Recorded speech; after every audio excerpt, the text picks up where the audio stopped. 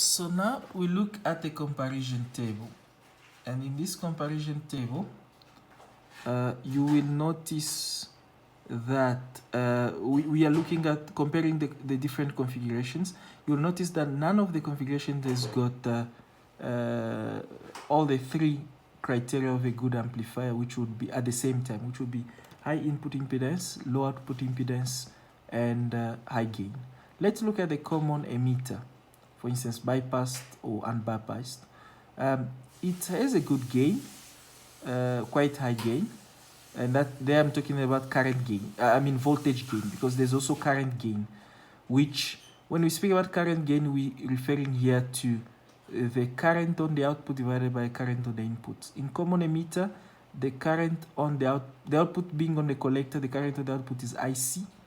The input being on the base, the current on the input is IB, so that makes it IC over IB, which is beta basically for current gain. Same applies to common to common emitter and bypass RE as well. But when it comes to common collector, for instance, the input is at the base, the output at the emitter. So we're talking about IE over IB, which is IE being beta plus 1 IB. That makes it a current gain of beta plus 1. When it comes to a common base, the input is at the emitter, the output is at the collector. So that's IC over, the current gain will be IC over IE. And in most of cases, IC is almost equal to IE, which is alpha basically. But the fact that IC is almost equal to IE, that makes it almost 1.